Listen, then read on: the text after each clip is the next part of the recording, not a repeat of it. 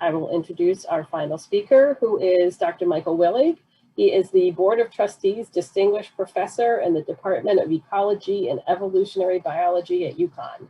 Throughout his career, Dr. Willig has focused on integrating research and education with respect to long-term and broad-scale environmental issues, sustainable management of biodiversity, and disturbance ecology. He's received tens of millions of dollars of grant support for his research from a variety of federal and state agencies. Of particular note, he has enjoyed 30 years of continuous funding from the National Science Foundation as part of the Luquillo Mountains Long-Term Ecological Research Project in Puerto Rico. Based on 3 decades of research on populations, communities, and meta-communities, he received funding from the NSF's OPUS program to synthesize theoretical and empirical understanding about the spatio-temporal responses of biodiversity to climate-related disturbances such as hurricanes and droughts. And he's going to present Island in the Storm, Resistance and Resilience of Puerto Rico's Biota to Global Change. All right, take it away, Dr. Willig. Thank you for the kind introduction, Jennifer. I would like to begin by thanking the UConn Library and conference organizers for the opportunity to chat with you today about research. My talk will really address 2 issues, one directly and the other indirectly. Directly, I'll be addressing issues of biological sustainability using Puerto Rico and its fauna as the setting and actors respectively. But indirectly, and perhaps even more importantly, I'll be commenting on the process of science as a way of knowing. We live in the Anthropocene. It's a geological epoch in which human activities are so intense and so pervasive as to be formally recognized as the dominant factors affecting the structure and function of the Earth's living system. In general, human activities driven by our values and associated with economic development and expansion of industry and agricultural production have resulted in increasing emissions of carbon dioxide and conversion of landscapes and seascapes to managed lands or waterways. Carbon emissions continue to warm the planet and affect an increased frequency and intensity of extreme events such as floods, wildfires, and cyclonic storms.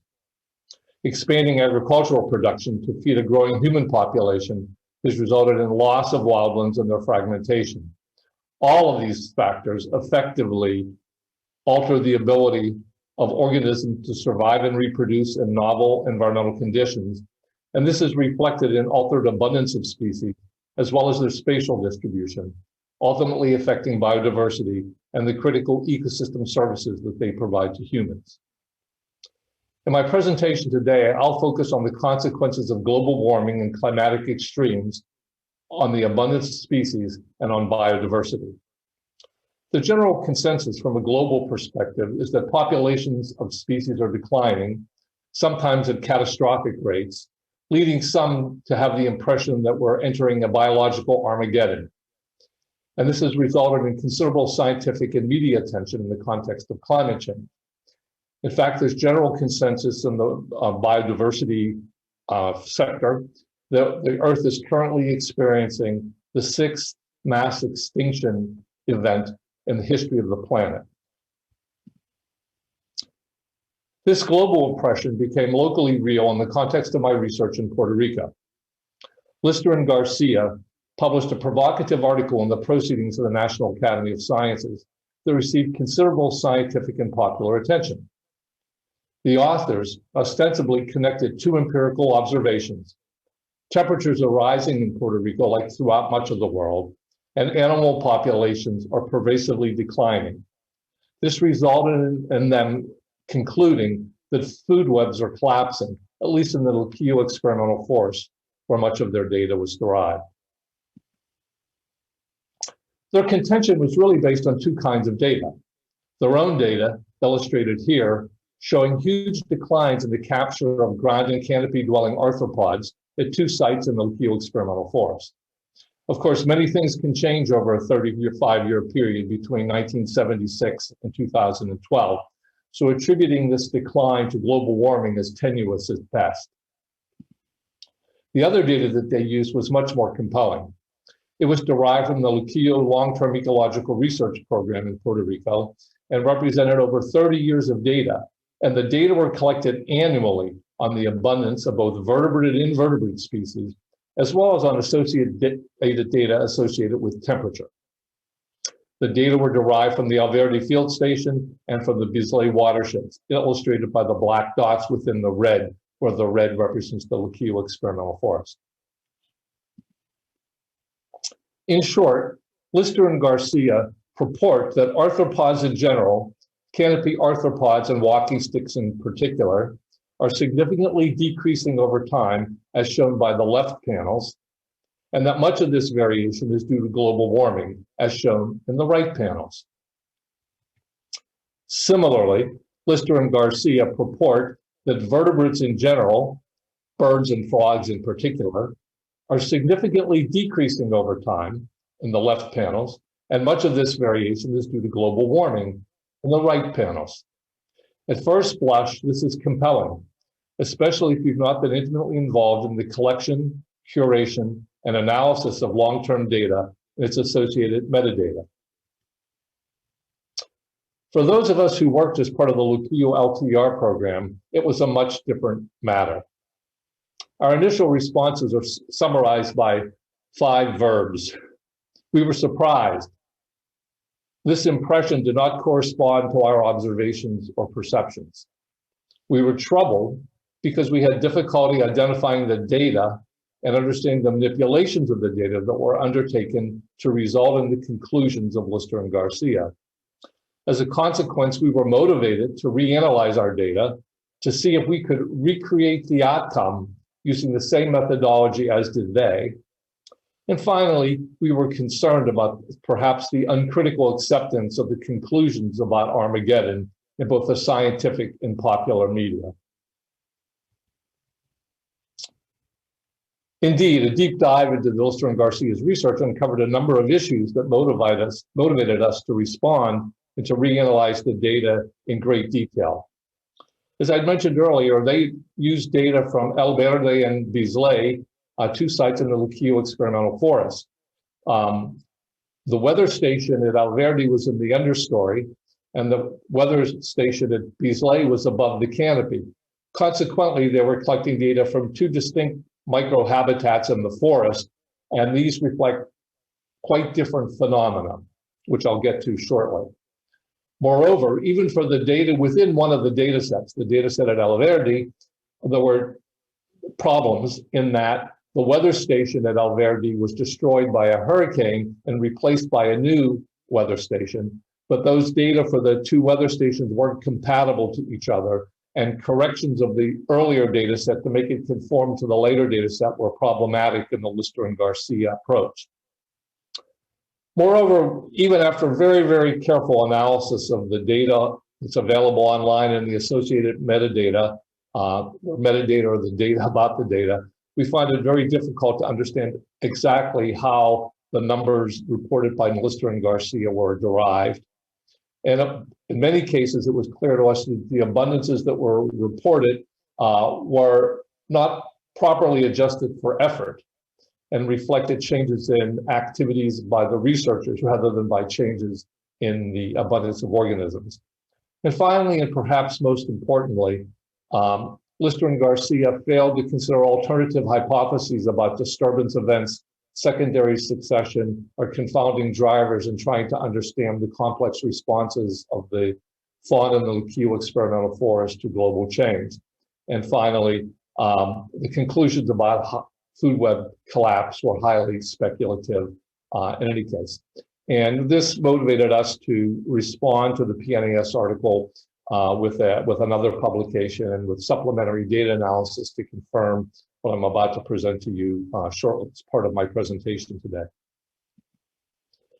First thing I'd like to do is show you the trends at Alverde and Bislay with respect to maximum temperature. And Lister and Garcia claim that the trends in those 2 stations or those 2 locations are the same. And of course, at quick glance, that might be true.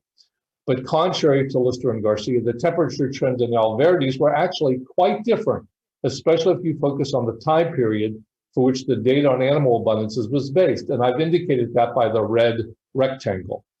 And hopefully what you can see is within the rectangle, the trend looks like it's going downward. That is, the temperatures are cooling. whereas at these lay in the canopy, the temperatures are warming. The second thing that I want to point out are the blue data points in the left-hand panel for Alverdi that are associated with the switch in the weather station. The light blue points represent erroneous corrections of the data, whereas the dark blue points represent the proper values for the climate station. And if you analyze the data with the dark blue data in mind, it even emphasizes the cooling trend in the understory at Alverdi even more clearly. So we contend that the trends in the data are not the same. Combining these temperature data makes no sense. And in fact, they reflect almost opposing trends that are understandable if you recognize that the habitat in the understory is highly affected by the structure of the forest, particularly whether the forest has a closed canopy or not, and hurricanes rip off the forest canopy and expose the understory to increasing temperatures.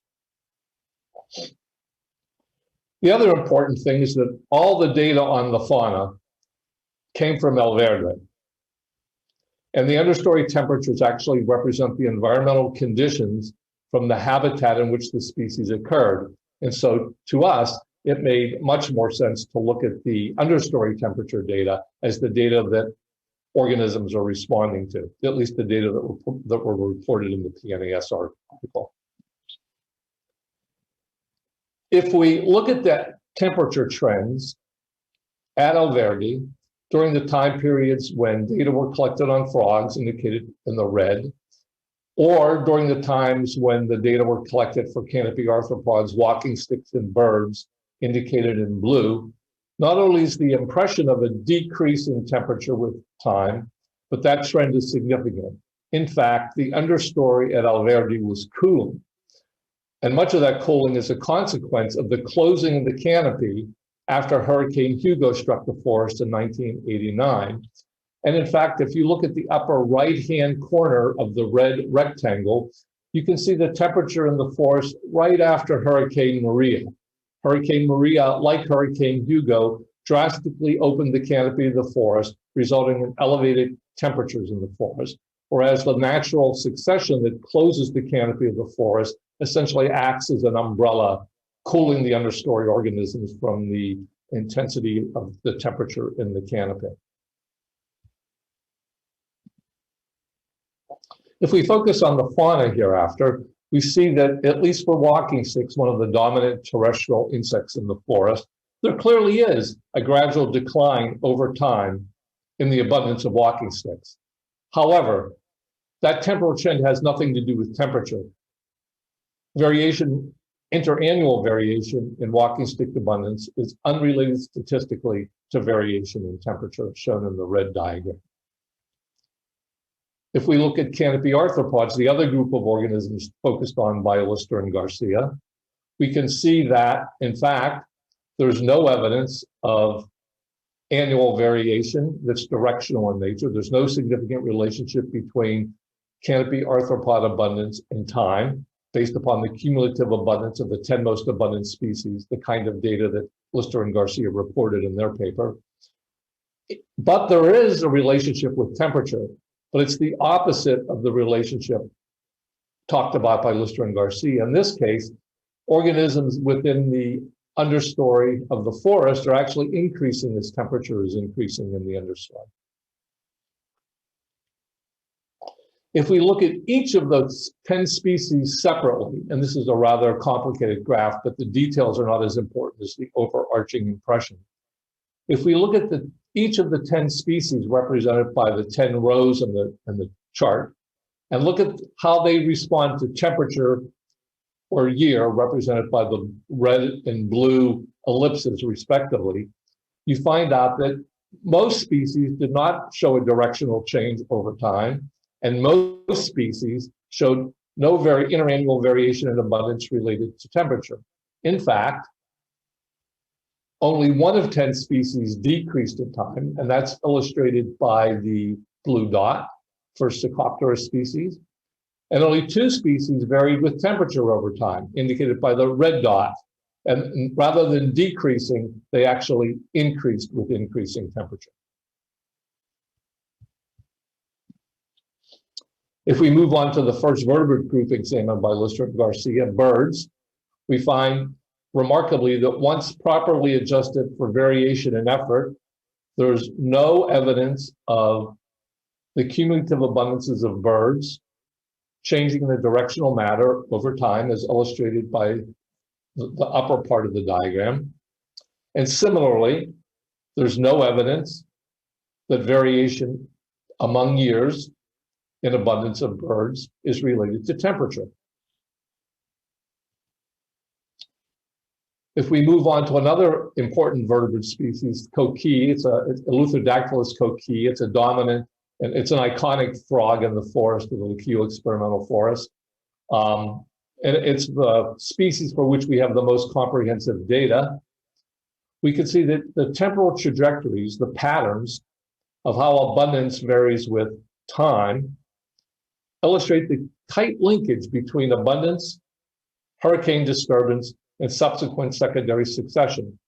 So the x-axis of these examples is time.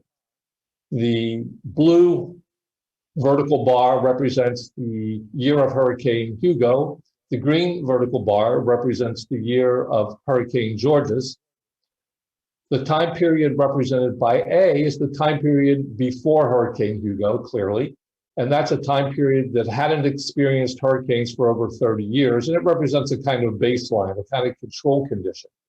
You can clearly see at both locations that after the hurricane, abundances of coquis actually increase. And this increase is associated based upon our intimate knowledge of the ecology or population biology and natural history of frogs.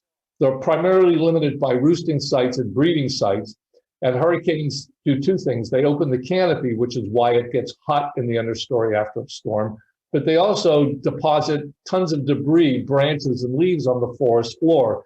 And these tree trunks and branches represent ideal sites for frogs to breed and reproduce.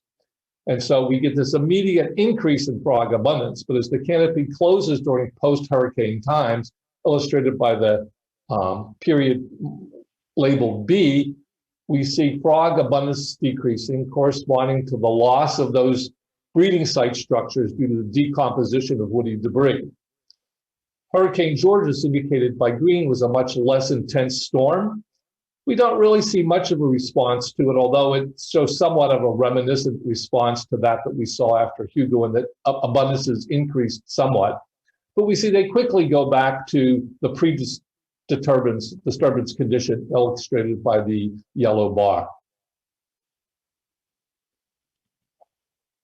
And remarkably, not only does this pattern of temporal change in coqui abundance not show a precipitous decline coincident with the loss of taxa or their eventual extinction, we actually see that the number of frogs actually increases as understory temperature increases.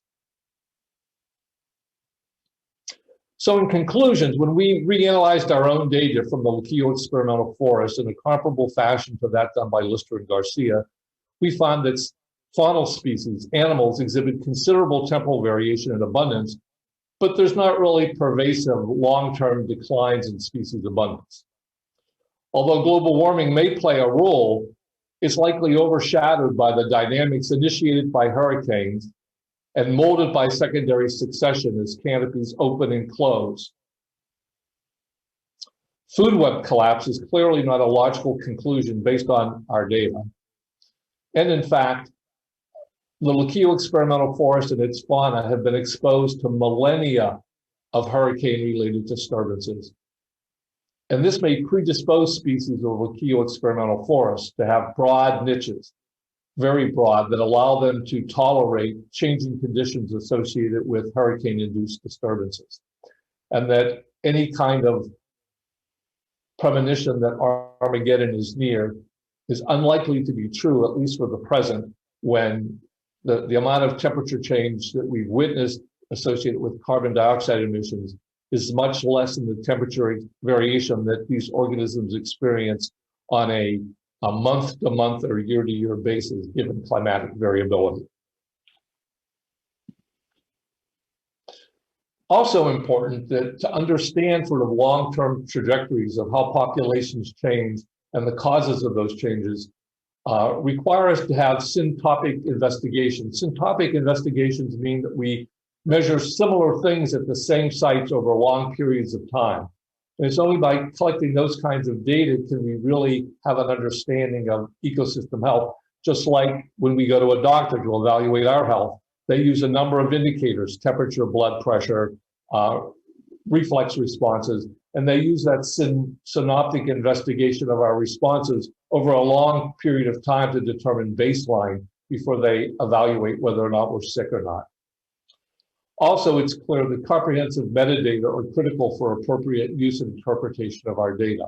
Although these metadata were available, they weren't properly used. And that's one of the dangers of having long-term data that are available to everyone. We want it to be available to everyone. In fact, we encourage it to be used by everyone. But coincident with that use is a responsibility to very carefully explore the metadata associated with those data to validate its proper use. And finally, the biological dynamics associated with disturbance regimes comprising significant press disturbances like warming and significant pulse disturbances like hurricanes represents a challenge for ecological understanding. In fact, in the rest of my talk, I'm going to be addressing this challenge by evaluating ways in which we can decouple the effects of these press and pulse disturbances, global warming versus climate-induced hurricanes, to evaluate long-term sustainability and resilience. First, a few definitions. Press disturbances represent gradual and extenuated circumstances. So increasing temperature, ocean acidification, sea level rise. These are events that are unraveling gradually over time and continue to unravel. They're all associated with climate-induced changes, but they represent gradual factors. And the one we'll be talking about, we have been talking about, is global warming, and that's an example of a press disturbance. This is distinctive from a pulse disturbance, especially pulse disturbances that are climatically induced.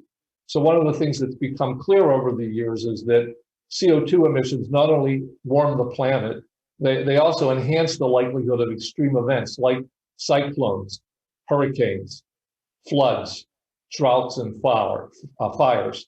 And of course, what I've been talking about, at least briefly so far, are hurricanes, and that'll be continued as a dominant feature in the rest of my presentation today. And finally, how do we characterize the response of organisms to both press and pulse disturbances? Well, the fauna can evince one of two general characteristics: resistance or resilience. And the cartoon at the left of this graphic illustrates all of those. So in this graphic, the x-axis is time, and the y-axis represents some system response, the abundance of a species, the diversity of the species, whatever the characteristic might be of interest to you. And I show four hypothetical trajectories labeled A, B, C, and D. And I compare those trajectories to baseline information, the gray bar that illustrates sort of normal year-to-year variation that's not related to disturbances. The first thing you notice that characteristic A does respond to the disturbance at the time illustrated by the black dot on the x-axis. It increases, but it increases within the bounds of normal fluctuation. It's highly resistant to change, whereas characteristics B, C, and D equally changed and greatly changed in response to that disturbance. So, resistance is a measure of inertia, the capacity of a system or a characteristic to be unaffected by a phenomenon, in this instance, a disturbance. In the context of the cartoon, characteristic A is highly resistant. It really wasn't much affected by the disturbance. In fact, it varied no more than you'd expect due to background variability. Whereas characteristics B, C, and D did not have much inertia. They changed a lot in response to the disturbance. They're not very resistant to the hurricane, if it were a hurricane in this example. In contrast, resilience is a measure of bounce back, not inertia. It's the capacity of a system or characteristics of a system to return to pre-disturbance conditions or a reference condition or a control condition. So although B, C, and D exhibited equal resistance, they weren't very resistant, they showed considerable differences in the rate at which they returned to pre-disturbance conditions, illustrated by the gray bar. Notice that B returns more quickly than does C, so that B is more resilient than C, each of which are more resilient than D, and D is the least resistant at all. In fact, it never returned to the original condition, and so we'd say it was highly vulnerable and entered an altered state. So we're really interested in the resistance and resilience of populations and communities of animals, because those are the characteristics that help us understand long-term sustainability of the characteristics of natural systems, of natural ecosystems.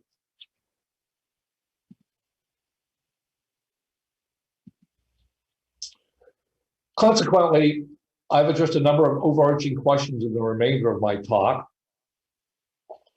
that relate to this questions about press and pulse disturbances, but now I focus on gastropods, snails and slugs, and I ask questions about whether or not they show directional temporal variation, what the causes of interannual variation might be in those gastropods, how does this relate to the phenomenon of biological or biotic Armageddon, and how does it relate to the concept of resilience? Are these systems reasonably sustainable despite the increased frequency and intensity of hurricanes and the level of global warming that the planet has currently been exposed to?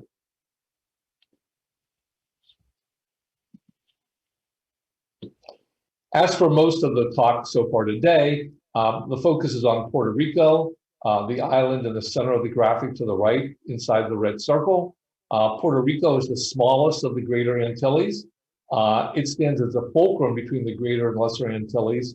The Greater Antilles to the left, the Lesser Antilles to the right, and it shares floral and faunal elements of both of those island chains. Puerto Rico is about the size of Connecticut. It's about 90 miles long by 35 to 40 miles wide. And it experiences considerable topographic relief as you go from sea level along the shore to elevations of 1,200 meters as we get to the Cordillera Central or to the Luquillo Mountains themselves. Within the Luquillo experimental forest, the area indicated by red on this graphic, we find the Luquillo Forest Dynamics plot. The Luquillo experimental forest is actually the oldest protected area in the New World. It was established by the King of Spain shortly after Puerto Rico was discovered and claimed by the Spanish crown. In the Luquillo experimental forest, in Tabanuco Forest, we've established a 16-hectare long-term observational facility called the Luquillo Forest Dynamics plot. And on that plot, you will find 40 points, and these 40 points span the topographic and environmental variability on the grid and represent the source of all the data that I'll be talking about later on in today's talk.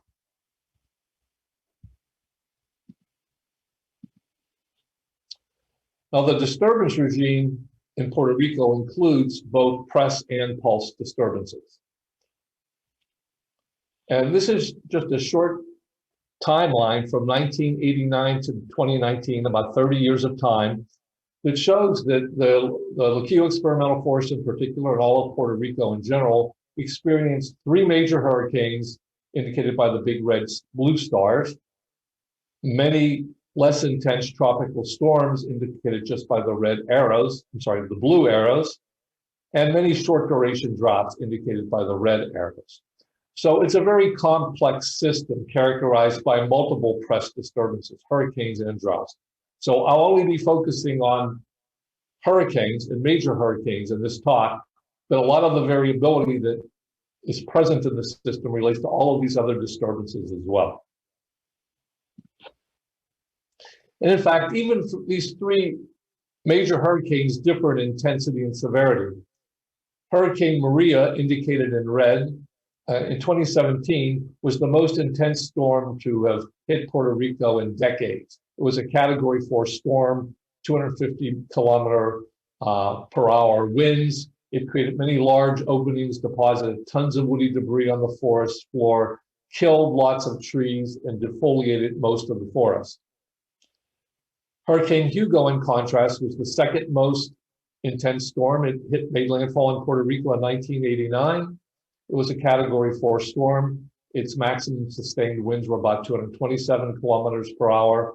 It created many large openings, lots of woody debris, some but not as extensive tree mortality as during Hurricane Maria, much defoliation, but not quite as much as during Hurricane Maria. And finally, Hurricane Georges in 1998 was the third most intense hurricane. It was a Category 3 storm with sustained winds of about 177 kilometers per hour. It created very few large openings, a little woody debris deposition to the forest floor, little tree mortality, but much defoliation. So we have a gradient of Hurricane Georges to Hurricane Hugo to Hurricane Maria that represents least to most intense storm, and storms with the most severe effects on the flora to the least severe effects on the flora. And this graphic gives you a pictorial representation, or at least an image in your mind of what hurricane disturbances do to a forest. So the topmost picture illustrates the Luquillo experimental forest one day before Hurricane Hugo hit. The exact same spot one day later is quite different, not nearly as green. Hardly any living trees are visible. Tons of debris deposited on the forest floor, and most things are brown. 5 years later, after ecological succession, the natural phenomenon of forest recovery, we see that the forest greens up. The canopy is starting to reform. 27 years after Hurricane Hugo, on the bottom left, you can see an image that shows a forest that's virtually indistinguishable from that we saw one day before Hurricane Hugo's arrival. And one day or so after Hurricane Maria, you see a forest that looks much like the forest after Hurricane Hugo. So another intense hurricane. So clearly, the structure of the forest, the flora of the forest is visibly quite shaken, literally shaken by a hurricane. Hurricanes' major effects are to open the canopy, increase understory temperatures, and deposit tons of carbon and nutrients onto the forest floor, as well as structural variability represented by the branches and logs that are present.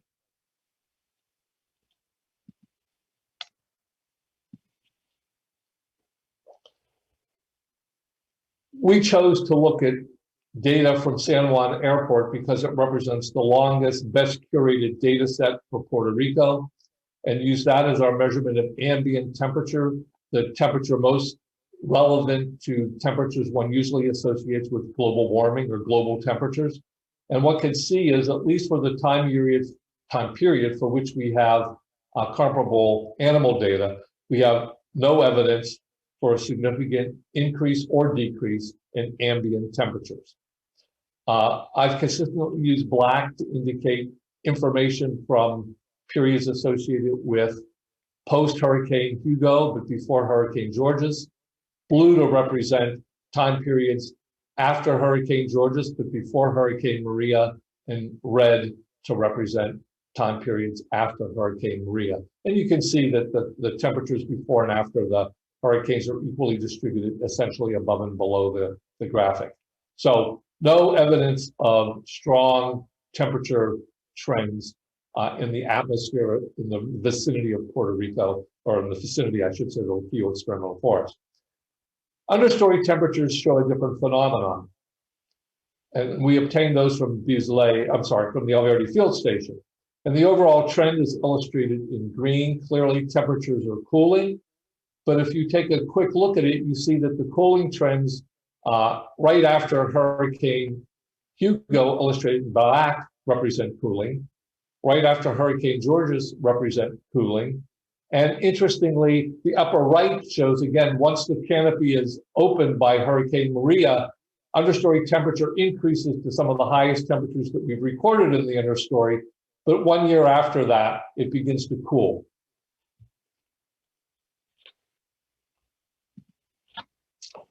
And I'm interested in exploring how terrestrial gastropods respond to these disturbances, global warming and hurricanes.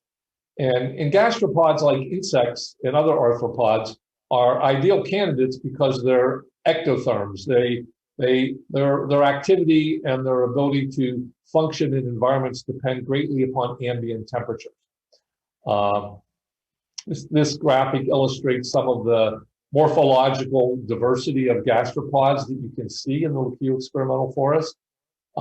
We sampled them by going into the field during the wet season, where we would have each of those 40 sites on the Leucio forest dynamics plot were sampled from about 8 p.m. to 4 a.m. We used non-destructive sampling because this is a long-term study plot, and we didn't want to study the effects of our sampling. We wanted to study long-term variation, and we characterized the abundance of each of the species of gastropod by their mean abundance over the 4 time periods during the wet season in each of the years that we went to the Leucio forest dynamics plot. Now, these gastropods, or the actors in this particular environmental play, represent a model biotic system because gastropods are locally abundant. They're a moderately species-rich group. They're functionally important because they decompose debris, they recycle nutrients, and they contribute strongly to the detrital food web in tropical forests. We also know from our past research there that they respond to habitat heterogeneity, and they also respond to disturbances, both small-scale disturbances like tree falls and large-scale disturbances such as Hurricane Hugo and other hurricanes. Now, in the analyses that I'll be speaking about, what we'll be talking about are 2 kinds of response characteristics that represent different hierarchical levels in the biological structure.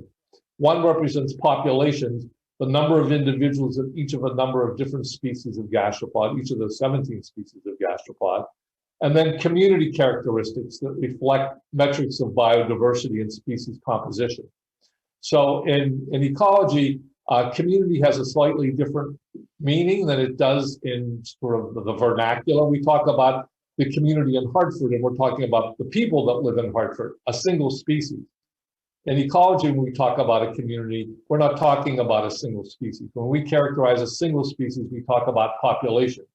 When we talk about a community, we're talking about species that co-occur in time and space and have a likelihood of interacting with each other. So in this particular case, each of the species of gastropod will represent a population characteristic, and the cumulative response of all those within the community will represent the metrics of biodiversity that are of some interest to us. And we're going to be looking at 2 things, just like in the previous parts of the talk. We're going to try to look first at temporal trends, how do population and community characteristics change over time. Then the second thing we want to do is find out, regardless of whether they show directional changes over time or not, try to identify the global change drivers most associated with interannual variation in abundance or in community characteristics. And there are 3 kinds of global change drivers that we've measured. One is global warming, ambient temperature, the temperatures from the San Juan Airport. And then we're going to measure the effects of each of 3 different pulse disturbances, hurricanes Hugo, Georges, and Maria. And finally, we'll look at ecological succession, represented by time after each hurricane and the understory temperature after each of the hurricanes. So we're going to be looking at both press and pulse disturbances and looking at a suite of environmental characteristics that relate to them to try to understand interannual variation in population and community characteristics of the fauna. First, we'll focus on population level responses over time. Each of the species is represented by a row in this table. The species that have responded significantly to time are illustrated in red. And you should note here that Most of the species, 13 of them in fact, don't respond to year at all. There's no directional change in abundance over time. 3 species actually increase in abundance over time. 1 species decreases in abundance over time.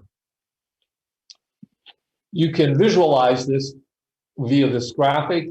Each of the 3 species that show increases are illustrated: Ostracelanides alticola, Niniotridens, Lamelaxis gracilis.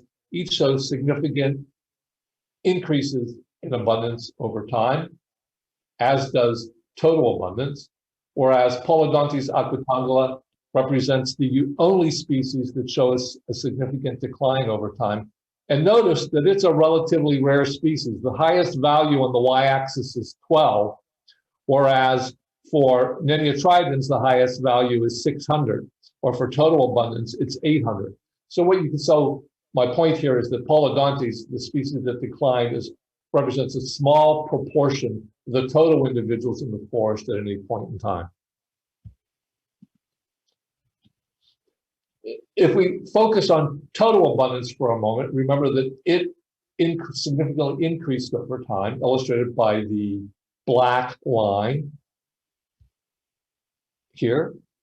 But also in this diagram, you can see the dramatic reductions in abundance of gastropods associated with Hurricane Maria, illustrated in the far right. As we go from the pre-Maria to post-Maria data point, we see a dramatic drop in species abundance. Pre-Georges to post-Georges, again, a drop in abundance.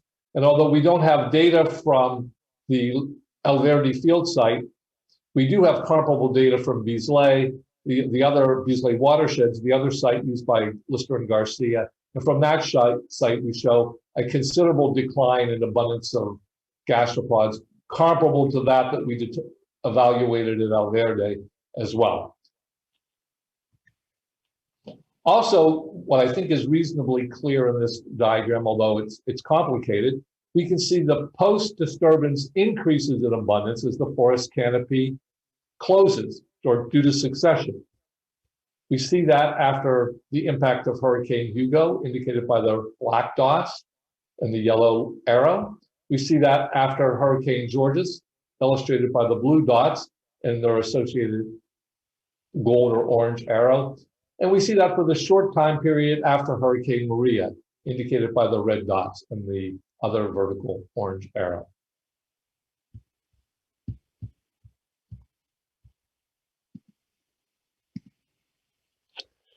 If we try to attribute interannual variation in the abundance of species to global change drivers, we have a markedly different impression.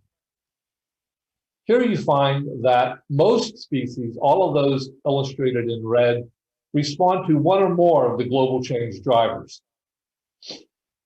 10 species respond to hurricane or the interaction between hurricanes and time after hurricane.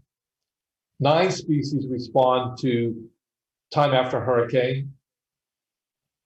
6 species respond to understory temperature. 2 species respond to ambient temperature.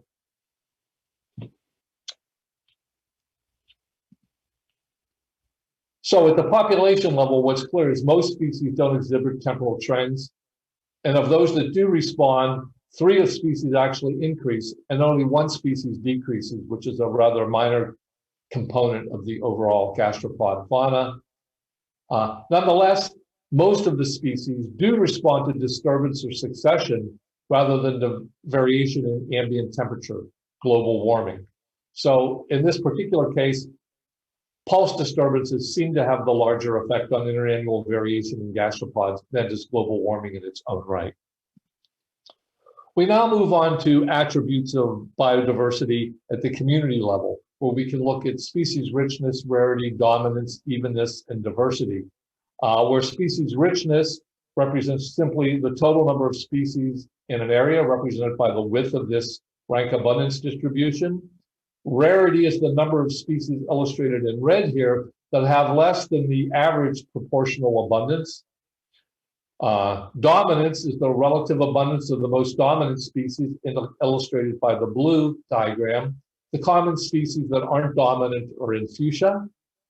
Evenness is a measure of the extent to which species are equally abundant in the forest, and diversity is a measure that reflects, excuse me, both species richness and species evenness.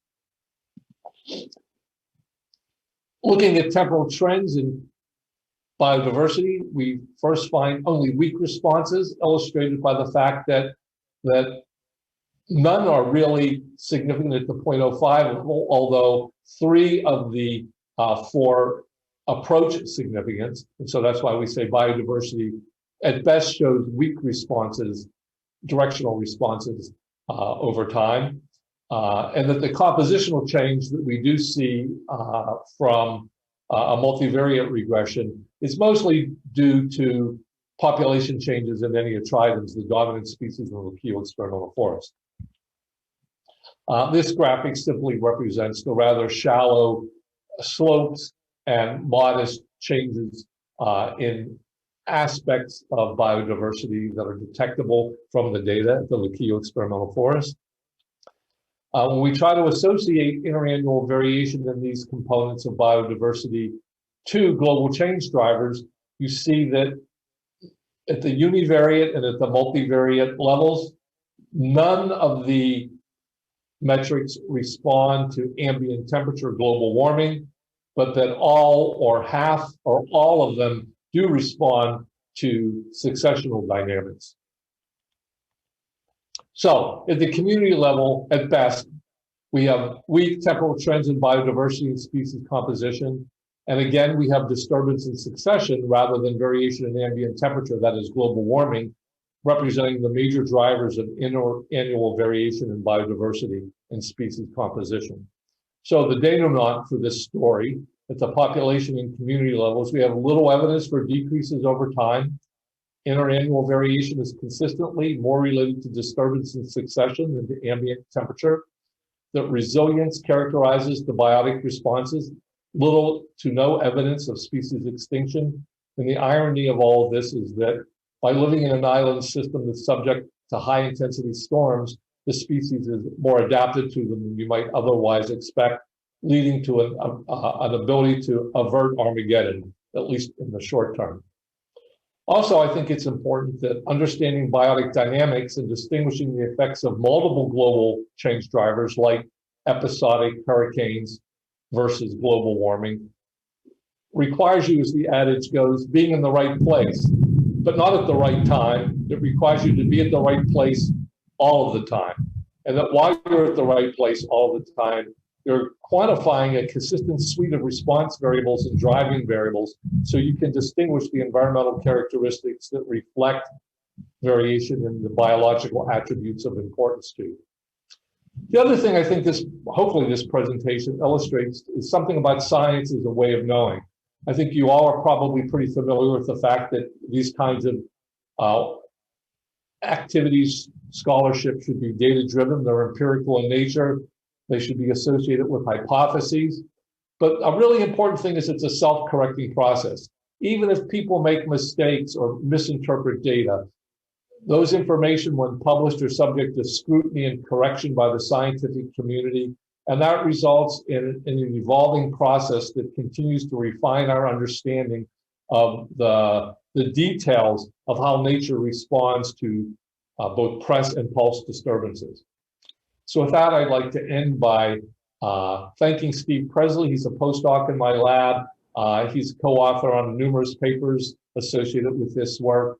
Also, a number of other graduate students and postdocs have contributed over the past 30 years to the data that we've collected. In addition, a small army of undergraduates, after 30 years, I would say cumulatively, it's actually a large army of undergraduates, have helped us collect and analyze these data. And of course, the staff and scientists and colleagues in the Lucio Forest Long-Term Ecological Research Program have been essential to our long-term success. 30 years of data required 30 years of grants from the National Science Foundation, so none of this would be possible without them. And some of the syntheses of the results that I've talked about today came from an Opus grant from the National Science Foundation as well. Thank you very much for this opportunity, and I'm more than happy to answer any questions that anyone has from the audience. Thank you very much. Great. Thank you, Dr. Willig. All right, so first question we had that came in from the audience, let me just get the text here, is actually about where you started at the beginning, talking about the flaws and the errors in the paper. And the question was, is it shocking that a paper could be published in a journal like PNAS that has so many flaws? Yeah, actually, it was shocking and frustrating to us. I mean, part of the problem that anyone faces, in fact, part of the problem that we face using our own long-term data is remembering what we did 30 years ago. And that's why we have metadata. And that helps us remember what it is we did 30 years ago. And of course, 30 years ago, saving that kind of information wasn't the run-of-the-mill kind of activity. I mean, when I did my dissertation in the 70s, you know, I had metadata, but I didn't even know what that word meant. And I certainly didn't attempt to maintain it in perpetuity, which is probably something that librarians are pretty interested in, or information scientists are really interested in. But so it's hard to use the data yourself, even if you've gathered it and collected it, because it's often complex and nuanced. It's even more complex if you haven't gathered the data, and if you don't spend a lot of time trying to understand the metadata, and if you don't understand it, contact individuals who actually may have collected those metadata and data. So yeah, it was really surprising and shocking to us. Yeah. So yeah, as librarians, yeah, a lot of times we talk to scientists and researchers and they don't use the term metadata. So it's nice to see, you know, sometimes that you guys do have that understanding. But so related to that, then, you know, we see that you kind of went back and, you know, analyzed somebody else's data. But so if you found this error in the article, how does that get corrected down the road? Do you republish, or, you know, what happens?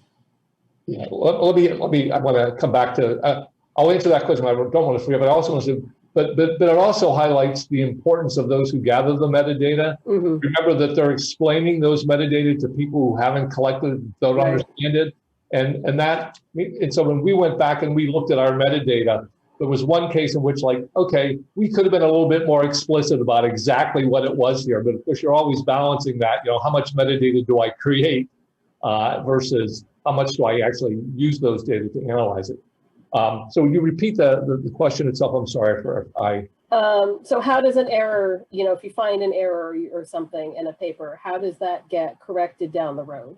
Yeah, so many journals will, if you find it yourself or if somebody else brings it to your attention, you can publish an erratum or errata, depending upon how much data you have that are erroneous or how many analyses you've done are erroneous. That's often an author-generated activity that sort of sets the record straight.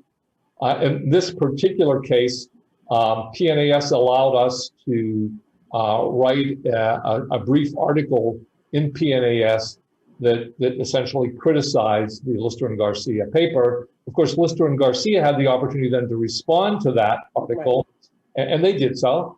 And then, of course, we also had the opportunity to say, okay, we're no longer going to try to basically reproduce using the exact data that Lister and Garcia used, using the exact methods they used. We're going to try to use the data and analyze it in the best possible way that we know of to distinguish press and pulse disturbances to answer the question that was there. And so I think the real fatal flaw, I think, in Lister and Garcia was they asked the wrong question. They basically said, what's the effect of global warming, as opposed to what's the relative effects of global warming versus these other confounding kinds of disturbances that may interact with each other and produce an outcome. So you only get the answer to the question you ask. Yeah. Okay, so we have one more data-related question, and then we'll move on to some other questions.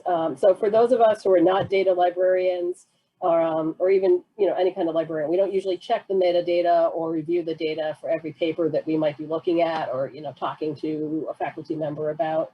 Are there any other good ways to do a quick quality check on a new paper, like in this case, maybe before you were able to submit a response? You know, I don't know the answer to that question, frankly. You know, I mean, the only way I would know would be to, I mean, oftentimes now, again, what's much more common now than it was 10 years ago versus 40 years ago. I mean, we're supposed to make our data publicly available. It's supposed to be in a repository. It's supposed to have at least some metadata associated with it. So the only thing that I know of that you can do is actually go back and read the metadata. And if the authors are still alive, take advantage of that and contact them if any questions remain. Mm-hmm. All right. So another question from the audience. Have similar press versus pulse disturbances been seen in other long-term data and other island systems? I think they've been seen individually in other island systems. I know they've been seen cumulatively in non-island systems in the mainlands and grassland areas where there's often fires and grazing that interact to determine the abundance of plant species in grasslands and animal species in grasslands. So there's reasonable evidence to show that there. There's also been some evidence of it in terms of ocean acidification. We know a lot about how ocean acidifications affect coral reefs directly in terms of bleaching and the death of the coral symbionts, but also how that subsequently affects the coral fish that feed and seek refuge there. We actually had a question and a comment from our previous speaker, Angie Steph. She thought this was very interesting, and that in general, temperature trends are difficult to identify over 30 years, but the Puerto Rico climate assessment shows a clear trend since 1900. And also there's the cooling since Hurricane Hugo. She wants to know, do you think your results are more relevant to the pulse than the press question? Well, I think they're relevant to both. And of course, since they're difficult to detect, and so they also might be difficult for organisms to detect and respond to effectively. So anytime you get no effect, it simply may be that the effect is not sufficiently large given your sample size to be detectable. So that's always an alternative explanation. In fact, one of the real challenges that we had when we did the first response to the PNAS paper is we did not want to deny that climate change was happening. We didn't want to deny that in general the planet is warming. We didn't want to deny that in general many populations in many places may in fact be teetering toward extinction. That wasn't the point. But what we also didn't want to do is to have sort of an uncritical acceptance of one example, which if analyzed carefully, people could say, look, here's an example where they said it was global warming. It wasn't. All of the examples are flawed like this. So we're not trying to deny that temperatures are rising, that there may be some post-hurricane cooling effects going on, but we're saying the magnitude of those effects that are detectable during the time periods for which we have animal data are insufficient to say that those animal populations are decreasing over that time period, or that those communities are responding in a particular way over that time period. Anything else in the audience? We had some other questions here as well. So kind of related to that then, where'd it go? I just lost it. Is there a point where you think that climate change is going to supersede these sort of, the hurricanes and other kinds of events? Those effects are going to supersede what you might be seeing from hurricanes and other things? Sure. So let's say that seasonal variation in temperature is between 80 and 90 degrees Fahrenheit. And let's say that the spatial variation in temperature in a forest between a light gap where it's has a maximum of 90 degrees and then the understory of the forest is, let's say, 78 degrees. Well, that represents about a 10 to 12 degree amount of variation that a reasonably long-lived organism would experience in its lifetime, about 10 degrees. Well, if we don't see global change, the magnitude of global change being greater than that 10 or 12 degrees, then we think it's unlikely that we'll see a response. I think when we start to see global change detected, in this example, this hypothetical example, where we have this 12-degree threshold, let's say, when we start to see at 8 degrees or 10 degrees, then I think we're going to start to see changes in temperature. And you can see that in lots of temperate systems where, or less disturbance-prone systems where the absence of significant pulse disturbances allow you to detect those responses to the press disturbances more clearly.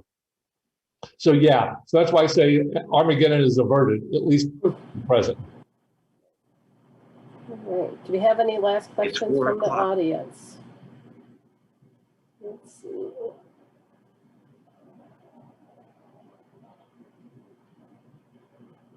That's in my chat. I see some general comments, but not questions. Okay, so I think we're going to end it there. Thank you very much, Dr. Willig. We appreciate your time and your presentation.